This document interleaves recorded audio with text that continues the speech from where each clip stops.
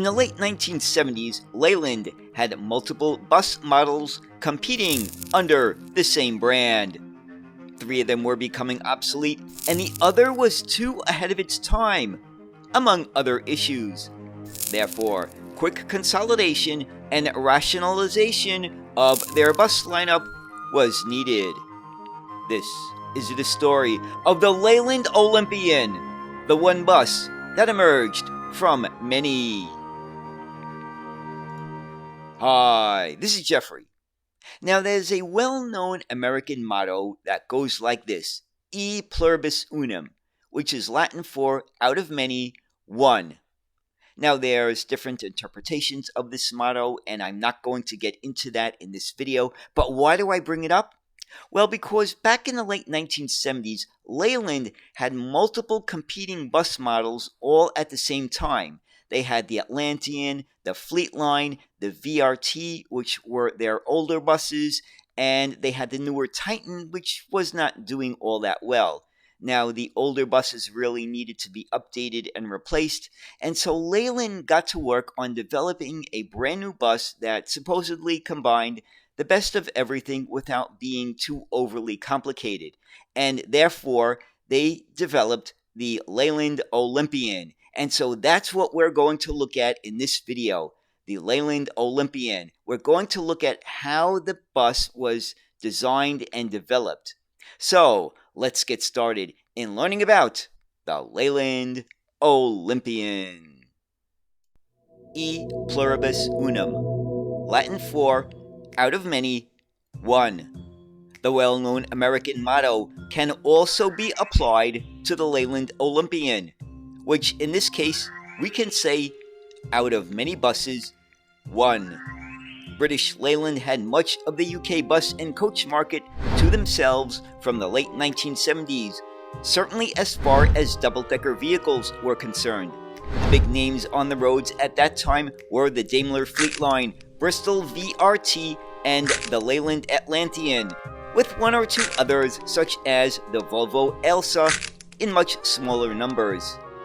In 1977, Leyland had successfully introduced the high-tech Titan double-decker bus into London, a vehicle that was jam-packed with new technology.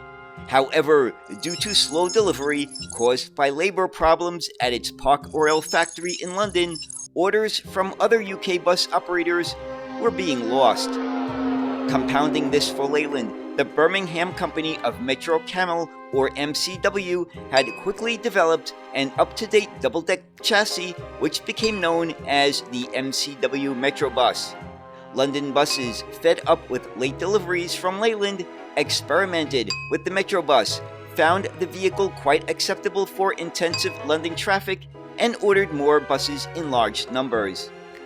However, in the late 1970s, bus operators outside London followed the capital's example to some degree, and so, as a direct result, Leyland started to develop a double-decker chassis which was simplified in production compared to the Titan, and therefore being more desirable to operators in the provinces.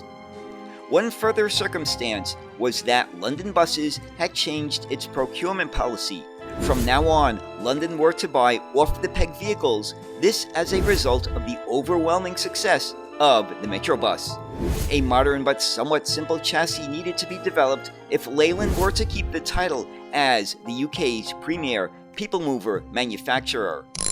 The robust Atlantean, Fleetline, and VRT models were all worthy vehicles, but were aging designs. A choice of 3 chassis, all different yet all part of the same parent company, no longer made sense, and Leyland Bus, now a division that stood alone within the BL Group, realized this and took action. Even though the Atlantean and VRT were still selling strongly at this point, upcoming legislation regarding frontal impact safety and external noise meant that extensive and expensive reworking would be required. Prototype chassis were designed at Leyland's plant in Bristol, and the idea was to rationalize the range all at one time. It was known at first as Project B45. Leyland launched the now-named Olympian at the 1980 Commercial Vehicle Show and, shortly after, stated that the Bristol VRT chassis was to end production. The Olympian was offered with either a standard Leyland TL11 turbocharged diesel or optional Gardner 6LXB unit driving through a semi-auto 5-speed hydrocyclic gearbox with internal retarder. Air suspension was standard, as was a return to a full air brake system.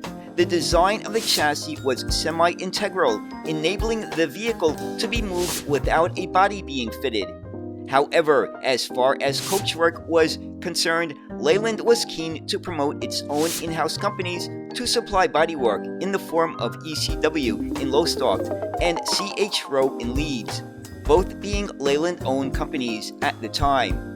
However, even more manufacturers were to body the Olympian. The start of this decade was not the best time to be launching a new product, as the recession was certainly in effect, but interest in this new bus was strong upon its introduction. Now, let's take a look at some of the general specifications of the Leyland Olympian. Lengths were number 1 for 2-axle versions, A 9.56 meters, B 10.25 meters, and C 11 meters. Number 2 for 3-axle versions, A 10.4 meters, B 11 meters, and C 11.8 meters. Number 3, width was 2.5 meters. Number 4, height was 4.2 meters or 4.4 meters. Number 5, engines were A, Leyland TL11, B, Gardner 6LXB, C, Gardner 6LXCT, D, Gardner 5LXCT, and E, the Cummins L10.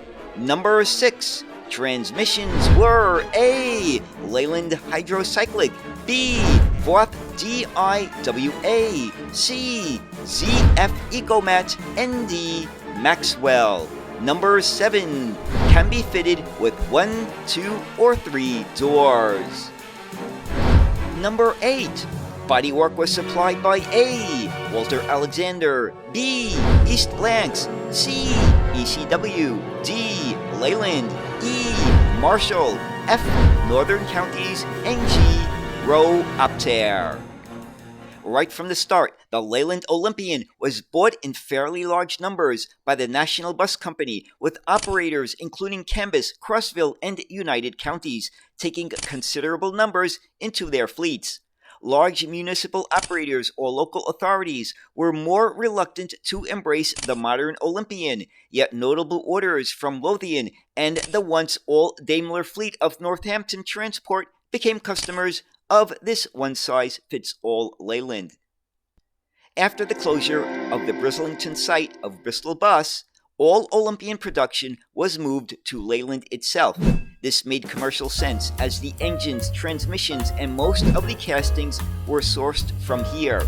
Shortly after this, a coach version of the Olympian was launched with a higher-powered engine with features such as forced air ventilation and a restroom, Boulder Valley being a notable customer. This was a brave effort by Leyland, but the coach version never gained the sales figures marketing had hoped for, resulting in the coach version being quietly dropped. Overseas orders included 20 Olympians for Greece and 11 even made it to the United States. Dublin Bus owned 175. But by far the largest overseas operators were in Asia, with Kowloon Motor Bus of Hong Kong having 906 buses, Singapore with 401 buses, and City Bus of Hong Kong with 294. Throughout the 1980s, the bus was subjected to various improvements and seemed to suffer none of the serious shortcomings of the earlier National that came before it. One thing that did hamper its success was the Transport Act of 1985.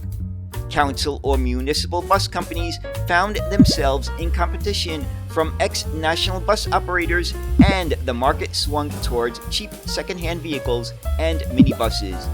Sales of new vehicles hit an all-time low between 1986 and 1988. However, by 1988, the bus market was stabilizing, and the biggest bus group in the UK at that time was the Perth-based Stagecoach operation. They standardized their double-deck purchases on Leyland Olympians with Alexander bodywork. 1988 also saw Leyland become swallowed into the Volvo empire, and as the company entered the 1990s, just two vehicles were to remain in the portfolio: the single-deck Lynx and the double-deck Olympian. The Olympian was the very last vehicle to bear the Leyland badge. The last chassis was a tri-axle bus destined for Singapore. All Leyland bus production ceased in 1992, but the Olympian continued after this date. The overall quality of the Olympian, especially when fitted with Alexander bodywork, was that of a genuinely first-class product. Finally, after the closure of the works, Volvo re-engineered the Olympian and fitted its own braking system, electronics, and engines, though a Cummins option remained. The chassis itself, now built in Irvine, Scotland, was one that simply could not be improved on. Customers liked the Olympian so much that Volvo kept the name going as a gesture of goodwill to the many operators who had been loyal to the brand, and it remained a top-selling product right up to the end of production, caused by the trend of new step-free, low-floor buses. The final Olympian chassis was assembled in the year 2000.